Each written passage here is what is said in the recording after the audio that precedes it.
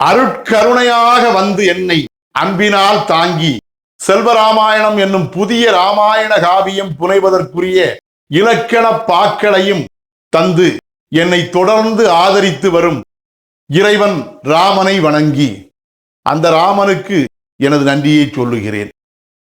செல்வராமாயண காவியத்தை தொடர்ந்து பார்த்து ஆதரவினை வழங்கி வரும் அன்பு நெஞ்சம் கொண்ட அனைவருக்கும் எனது அன்பான வணக்கம்.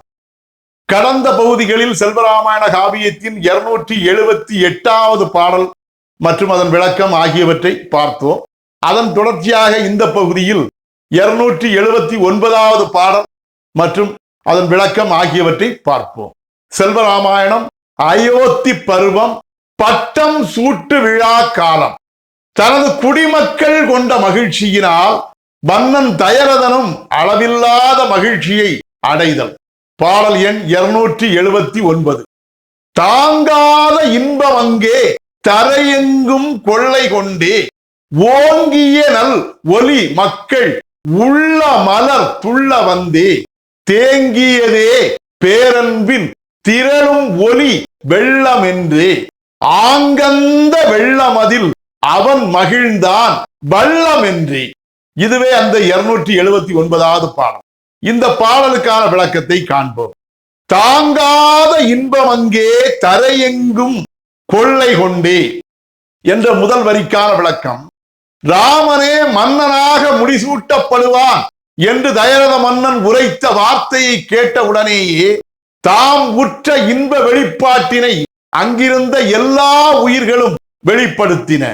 உயிர்கள் அடைந்த இன்பத்தின் காரணத்தால் அளவிடவே முடியாத பெரும் இன்பமானது அந்த நிலப்பகுதி யாவற்றையும் கொள்ளை கொண்டு தன் வசப்படுத்தி விட்டது.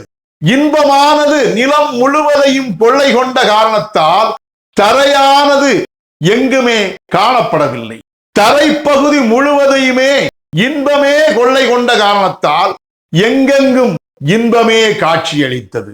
அவ்வாறு தரைப்பகுதி முழுவதையும் இன்பமே கொள்ளை கொண்ட காரணத்தால் ஓங்கிய நல் ஒலி மக்கள் உள்ள மலர் துள்ள வந்தே, அந்த இன்ப ஒலியானது எங்கெங்கும் ஓங்கி ஒலித்து காணப்பட்டது.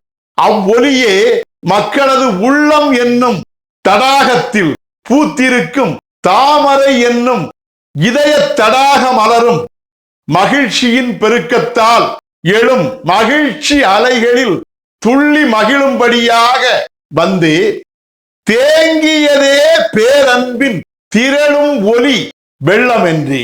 அந்த மகிழ்ச்சி ஒலியானது அங்கே தேங்கி நின்றது. அவ்வாறு தேங்கி நின்ற மகிழ்ச்சியின் ஒலியானது ராமன் மேல் அம்மக்கள் கொண்ட பேரன்பின் திரட்சியால் எழுந்த திரள் ஒலி என்பதால் அது பெரும் வெள்ளம் போன்று திரண்ட ஒளி வெள்ளமாக காட்சியளித்தது. ஆங்கந்த வெள்ளமதில் அவன் மகிழ்ந்தான் வள்ளமென்றி. அவ்வாறு அங்கே காட்சியளித்த ஒலி வெள்ளம் என்னும் மக்களது ஆரவார இன்ப வெள்ளத்திலே தயரதனும் மகிழ்ச்சி அடைந்தான். அவனுடைய மகிழ்ச்சியானது வெள்ளப் பெருக்கிலே தாமாகவே மிதக்கும் வள்ளம் போன்று மக்களுடைய இன்பத்திலே அவனும் கலந்து அந்த இன்ப பெருக்கிலே மிதக்கும் வள்ளம் போன்று மிதந்து தானும் மகிழ்ச்சி அடைந்தான். இதுவே அந்த 279வது பாடலுக்கான விளக்கம்.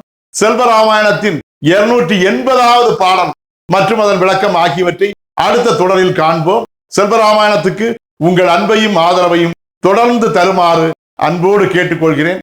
அனைவருக்கும் நன்றி, வணக்கம்.